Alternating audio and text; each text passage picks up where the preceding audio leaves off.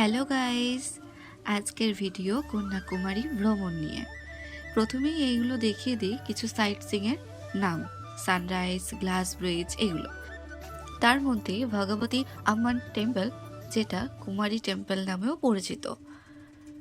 এর মধ্যে ছেলেদেরকে আবার খালি গায়ে যেতে হয়, পাঞ্জাবি পরুক বা যে কোনো শার্ট টি শার্ট যাই পরুক না কেন। ভেতরে ছবি তোলা ভিডিও করা পুরোটাই নিষিদ্ধ, তাই বেশি কিছু এখানে অ্যাড করতে পারিনি আমি। তারপরে সুন্দর আবহাওয়ার সাথে জলের ঢেউ এবং বিবেকানন্দ রক মেমোরিয়ালের লাইটিং ভিউ পুরোটাই আকর্ষণীয় করে তুলেছিল আমাদের কাছে।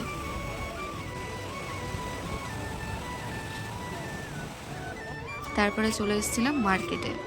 তো খুব সুন্দর জিনিসপত্র পাওয়া যায়, কম দামের অনেক কিছু পাওয়া যায়, পিলো থেকে শুরু করে মশলাপাতি, ছোটদের খেলনা, বড়দের চুড়িদার, ওয়ান পিস, সমস্ত কিছু এখানে পাওয়া যায়। কন্যাকুমারী জায়গাটাই এমন, হোটেলের বা ভারত সেবাশ্রমের কাছেই সমস্ত কিছু, মার্কেট থেকে শুরু করে কুমারী আম্মান টেম্পল বা Bhagavathi Amman temple, Vivekananda rock memorial, সমস্ত কিছু পেয়ে যাবেন। কোনো টোটো, অটো, কোনো বাস কিচ্ছু লাগবে না, আপনারা হেঁটেই সমস্ত জায়গা দেখে নিতে পারবেন। তারপরে সকালে চলে গেছিলাম বিবেকানন্দ রক মেমোরিয়ালের উদ্দেশ্যে। স্পেশাল লাইন 300 টাকা, জেনারেল লাইন 100 টাকা। তো আমরা জেনারেল লাইনের মধ্যে দিয়ে গিয়েছিলাম, কারণ ফাঁকা ছিল, বেশি ভিড় ছিল না। কিন্তু জেনারেল লাইনের মধ্যে অনেকটা ঘুরে ঘুরে যেতে হয়, যেটা স্পেশাল লাইন 300 টাকার মধ্যে যেতে হয় না।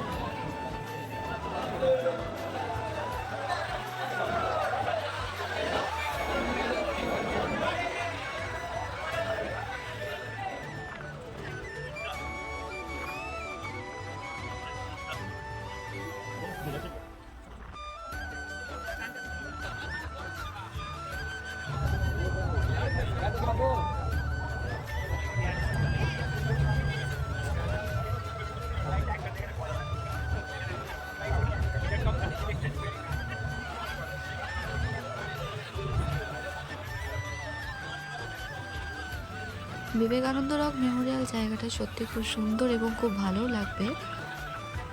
এর মধ্যে আপনি যতক্ষণ খুশি থাকতে পারবেন, আর এতটাই হাওয়ার স্পিড, এতটাই জোর হাওয়ার যে আপনি হাঁটতে পর্যন্ত পারবেন না, হাঁটতে অসুবিধা হবে, একের পর এক পা ফেলতে পারবেন না, এতটাই হাওয়া। এর মধ্যে মজার কথা হচ্ছে সবাই একে অপরের কথা বুঝতে পারছে, কিন্তু আমি কারোর কথা বুঝতে পারছি না। হিন্দি ভাষা বেশিরভাগ মানুষই বোঝেন না, বলতেও পারেন না, তাই কিছু কিছু কথা ইংলিশে বলতে হচ্ছে, ইংলিশ হিন্দি মিশিয়ে আমাকে বলতে হচ্ছে এক কথায়।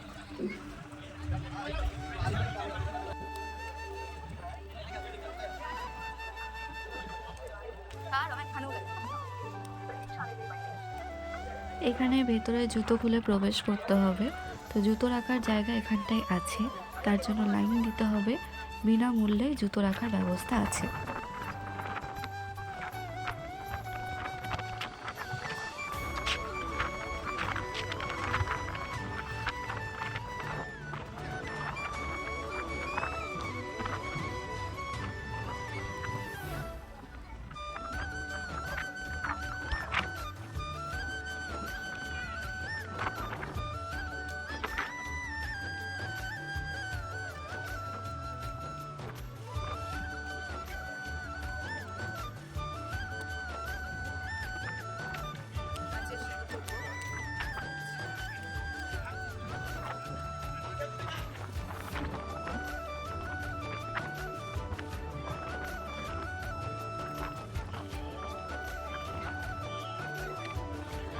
দারুণ অভিজ্ঞতা হয়েছিল গ্লাস ব্রিজের ওপর দিয়ে যাওয়ার সময়।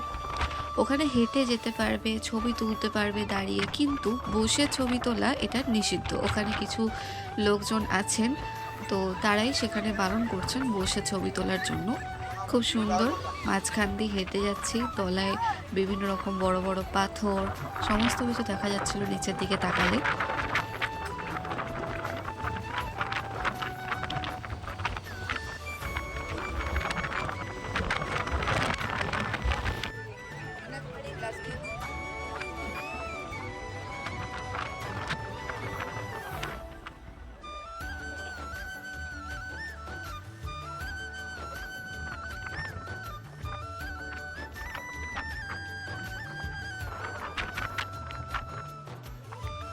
এবার যাব মন্দিরের ভিতরে। তো মন্দিরের ভিতরে ফটো ভিডিও এসব নিষিদ্ধ।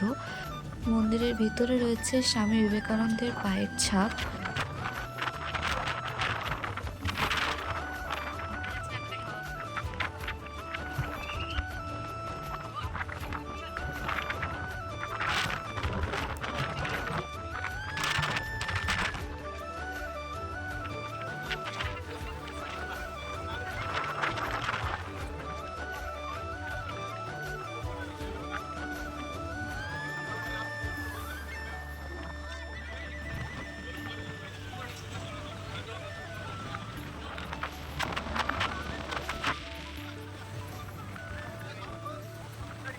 আমাদের ভারতের দক্ষিণের লাস্ট প্রান্ত কন্যাকুমারী, সেখানে গিয়েছিলাম।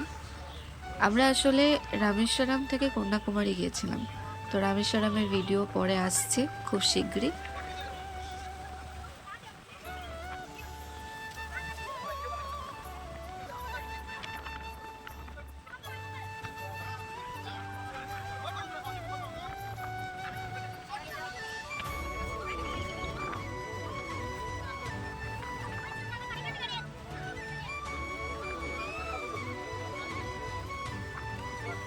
সবথেকে বেশি ভালো লেগেছে যখন বিবেকানন্দ রক মেমোরিয়াল থেকে কন্যাকুমারী যাচ্ছিলাম সেই দৃশ্যটা। কারণ জলের উল্টো দিকে আমরা যাচ্ছিলাম, তো জলের ঢেউয়ে আমাদের স্লো মোশনে যেতে হচ্ছিল।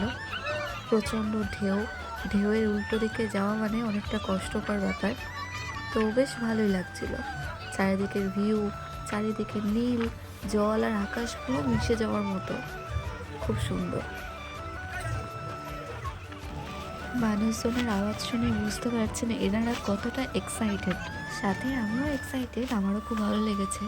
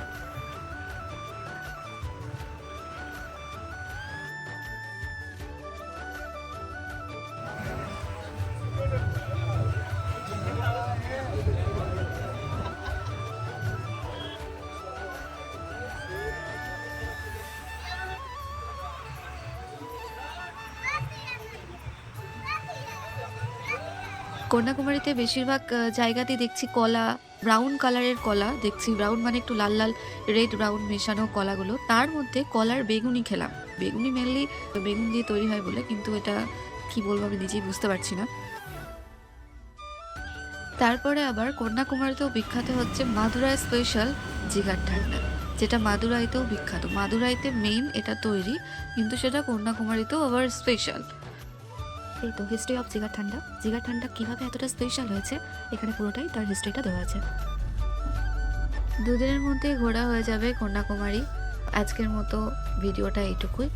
আপনারা সাবস্ক্রাইব করবেন, লাইক করবেন, আর কোনো অসুবিধা থাকলে অবশ্যই কমেন্টে জিজ্ঞেস করবেন। Thank you.